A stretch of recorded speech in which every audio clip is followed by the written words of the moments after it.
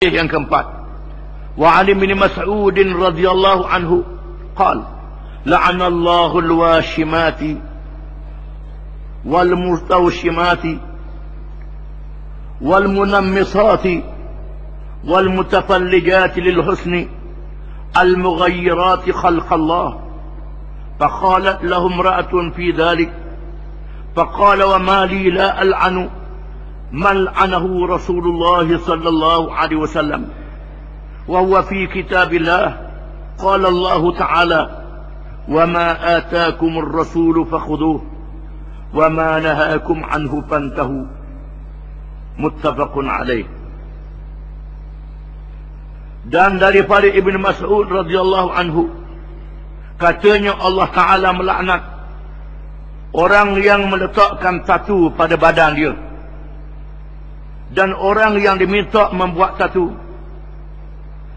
dan orang yang al-mutanammisat, iaitulah yang meletakkan kening palsu di dahi dia dan yang mengasah gigi untuk mengindahkannya, yang mengubah kejadian Allah.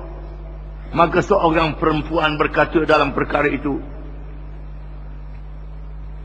seorang perempuan berkata kepadanya dalam perkara itu, dalam perkara mengerjakan perkara ini, Abdullah berkata, aku juga melaknat. Mengaku aku tidak melaknat orang yang dilaknat oleh Rasulullah sallallahu alaihi wasallam. Dan disebut dalam kitab Allah, firman Allah Ta'ala, wa ma ataakumur rasulu fakhudhuh. Apa yang Rasulullah bawa maka ambillah.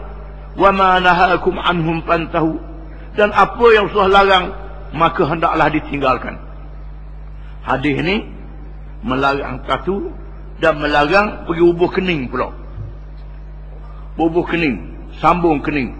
Ini kepada orang perempuan lah, sambung kening. Lain ni pula tambah dia pula cap jadi biru merah. Jadi macam kera pula. Jadi kau tambah macam natang, tambah pula. Ini pesen baru pula.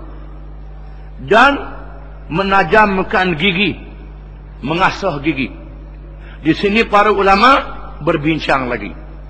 Sekiranya mengasah gigi kerana sakit, tajam nak buang, maka diizinkan oleh syarak. Kerana menyakitkan, nak baca pasal betul gigi tak ada, buat gigi palsu, maka dibenarkan oleh syarak. Tapung gigi dibenarkan oleh syarak. Bubuh gigi mah dibenarkan oleh syarak. Syarak membenarkan. Kerana di sana ada hadis Nabi SAW yang menyebut seorang yang cedera di medan perang sehingga putus hidung dia. Lalu dia letakkan, Rasulullah suruh benarkan dia bubuh emas di hidung dia. Kerana mah ni tidak berkarat dan tidak membawa penyakit kepada badan. Walaupun dia orang lelaki. Menunjukkan ada keizinan daripada syarak dalam perkara yang tertentu. Dan hadis ni juga melarang orang lelaki buang janggut dia, cabut janggut dia, cabut misal dia. Ada pun orang perempuan dibenarkan. Orang perempuan bukan jenis janggut misal. Kalau ada tumbuh dibenarkan menghilangkan pada perempuan. Ada pun lelaki janggut disunatkan pula, dibiarkan. Kerana disebut dalam hadis wa'apulluha wa qussus syarib.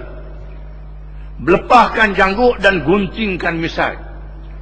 Di sini khilaf di kalangan para ulama. Ulama-ulama mazhab Hanbali, ulama mazhab Hanafi mengatakan haram cukur janggut, wajib taruh janggut. Ulama-ulama mazhab Syafi'i sunat taruh janggut. Khilafnya kerana dalam kaedah ilmu usulul fiqh, adakah al-amru lil wujub atau al-amru lin nadbi. Perintah ni perintah wajib ataupun perintah sunat. Ulama Syafi'i mengatakan perintah cukur janggut, perintah simpan janggut, perintah sunat, bukan je perintah wajib. Adapun ulama-ulama mazhab Hanafi dan Hanbali mengatakan perintah wajib. Itu khilaf di kalangan para ulama. Mazhab Syafi'i sunat taruh janggut. Mazhab lain wajib taruh janggut. Terutamanya mazhab Hanafi dan mazhab Hanbali. Ini berlaku khilaf kerana dalam perkara yang syabang. Ada orang puang tidak ada khilaf lagi. Kalau dia tumbuh bulu di muka dia, maka dibenarkan mencabutnya. Wallahu a'lam.